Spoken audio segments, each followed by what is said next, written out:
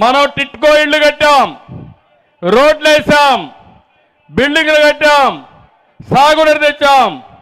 వీళ్ళు గంజాయి, పేకాట, క్యాసినోలు, హింస, ఎక్కడికక్కడ రౌడీజం ఇవన్నీ తీసుకొచ్చారు.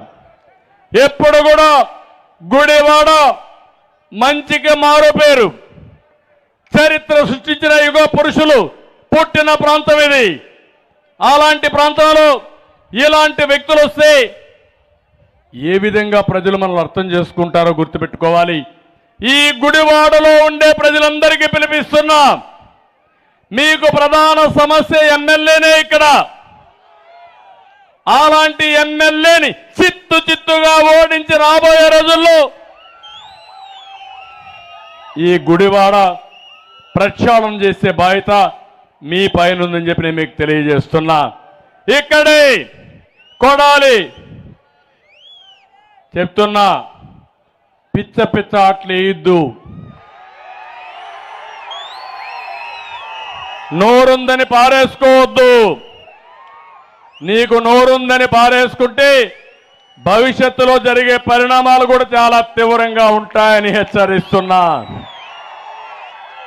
తెలుగుదేశం పార్టీ ఎవరి జోలుకు రాదు.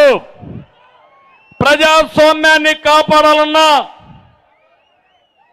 మనల్ని కాపాడుకోవాలన్నా ఏదైనా సరే ఎదిరించే శక్తి సామర్థ్యం ఉండే పార్టీ తెలుగుదేశం పార్టీ. రాము వెంకటేశ్వరరావు ఇద్దరు కలిసి ఇక్కడ ఎమ్మెల్యేని ఎక్కడికి పంపిస్తారా లేదా అని మిమ్మల్ని అడుగుతున్నా. చేస్తామని గట్టిగా చెప్పండి కూడా చెప్పండి. ఇక్కడుండి జనసేన తెలుగుదేశం పార్టీ నాయకులకి కార్యకర్తలకు పిలిపిస్తున్నాం. అహంభావంతో విర్రవీగే వ్యక్తుల్ని